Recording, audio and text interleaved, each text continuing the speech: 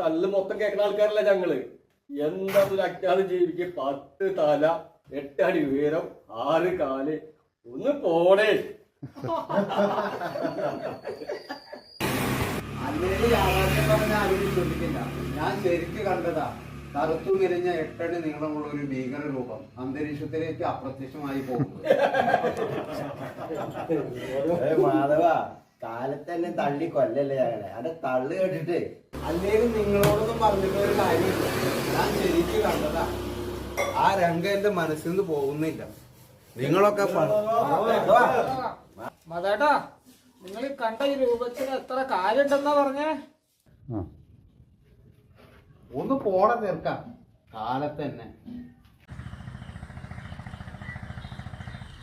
ഇന്നലെ മാധവേട്ടന് എന്താ പറ്റിയത്? ഒന്നുമില്ല മോളെ, അങ്ങേര് ഓരോ പിച്ചും പേയും പറയണതാ. ഞാൻ കേട്ടു വാട്സാപ്പിലും ഏതോ കറുത്ത രൂപം ജെല്ല അള്ളിപ്പിടിച്ച് കഴണത് കണ്ടുന്ന്. ഫേസ്ബുക്കിലൊക്കെ ഇങ്ങനെ ഒരാളിനെ പിടിച്ചു. എന്താ? ജോയിക്കുട്ടി വന്നോ മോളെ?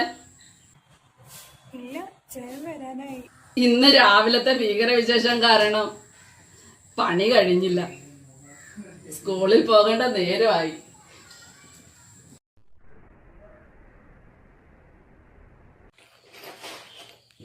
മോളെ മോളെ സൈറ, എന്താ ഉമ്മച്ചി വിളിച്ചേ? പിൻവെസ്റ്റ് ടാപ്പ് പൊട്ടിക്കിടക്കാണ്. പ്ലംബർ വരും നന്നാക്കാനായിട്ട്. പുതിയത് മേടിച്ച് മേശപ്പുറത്ത് വെച്ചിട്ടുണ്ട്. ഞാൻ ഉച്ചയ്ക്ക് എത്താവേ.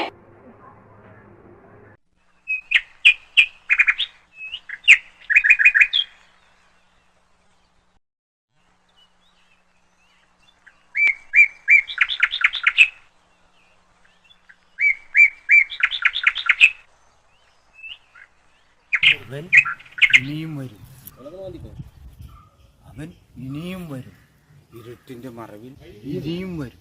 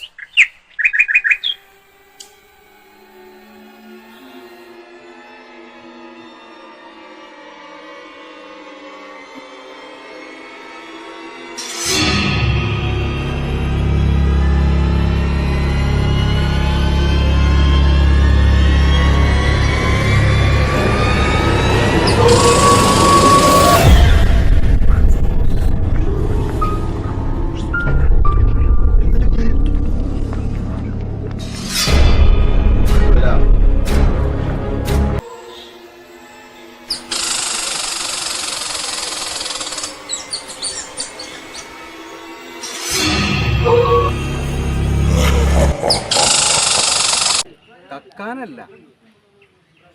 എന്താണ് അയാളുടെ ഉദ്ദേശം? വെറുതെ ഒന്ന് പേടിപ്പിച്ച് മറയുന്നു.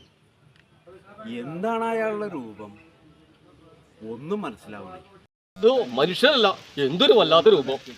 നമ്മുടെ കൗൺസിലറുടെ മോള് ഇങ്ങനെ പഠിച്ചോണ്ടിരിക്കുകയായിരുന്നു. ആ നേരത്തെ ഒരു കറുത്തിട്ടുള്ള ഒരു ജീവി അങ്ങോട്ട് പറന്നാ പോയി. ഒരു വവ്വാല് പോലത്തൊരു സാധനം. ആരെങ്കിലും വിശ്വസിക്കും അതൊക്കെ? അല്ല, ഡോക്ടർ വീട്ടിലും കയറി, നേഴ്സ് സൂസമ്മയുടെ വീട്ടിലും കയറിയുണ്ട്.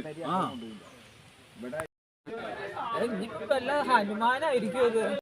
നിർത്തറോ, ഹനുമാൻ സമയം അത്രക്കാരൊന്നുമല്ല. അയാൾ ആവശ്യമില്ലാതെ ആളെ ഉപദ്രവിക്കാറില്ല. പറഞ്ഞപ്പോൾ വിശ്വാസം വന്നില്ല. പിന്നെ സൂസന്ന കൊച്ച്, സൈറ മോള്, ഇതിനൊരു പരിഹാരം വേണം. നമുക്ക് ഹൗസ് മീറ്റിംഗ് വിളിച്ച് തീരുമാനിക്കാം. വാച്ച്മാനെ വയ്ക്കുന്നതാണ് നല്ലത്. അയാൾക്കുള്ള ശമ്പളം നമുക്ക് എല്ലാ വീട്ടുകാർക്കും കൂടി സംഘടിപ്പിച്ചു കൊടുക്കാം.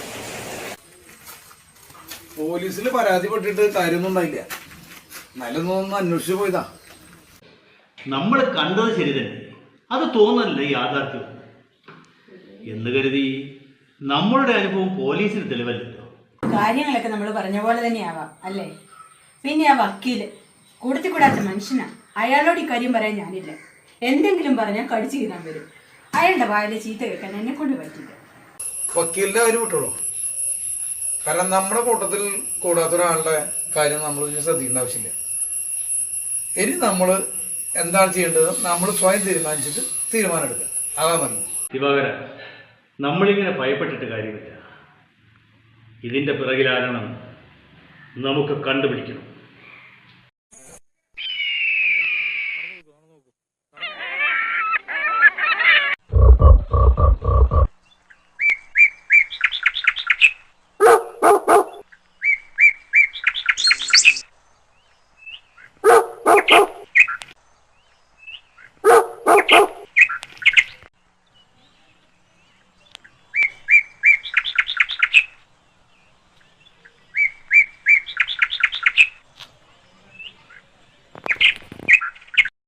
കാവല് വേണ്ട.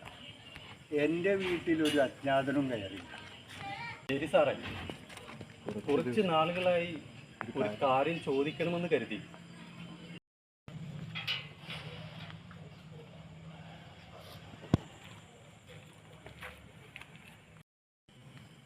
നിന്നോടൊരു കാര്യം പറയണമെന്നുണ്ട്. നമ്മളൊരിക്കലും കണ്ടുമുട്ടിയിട്ടില്ല. ഞാനൊരു യാത്ര പോകുന്നു. ഇനിയൊരു തിരിച്ചറിവുണ്ടാവില്ല. നീ നിൻ്റെ ദൗത്യം നിറവേറ്റണം. നിനക്കതിന് കഴിയും. പോകുമ്പോൾ റിട്ടയർഡ് ജഡ്ജ് രാമനാഥൻ സാറിനെ കാണണം. അദ്ദേഹം പറഞ്ഞു തരും എല്ലാം.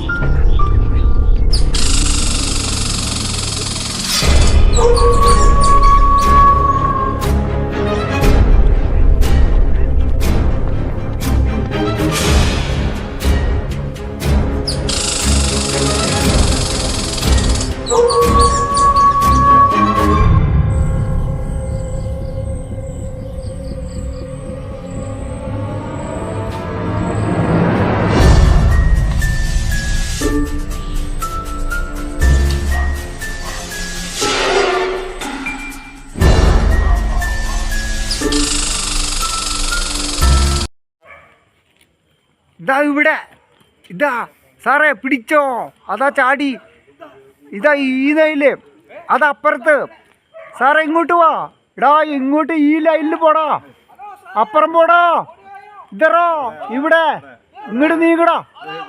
അവിടെ പിടിച്ചോ. ഇതാ കിട്ടി കിട്ടി. അടിയടോ.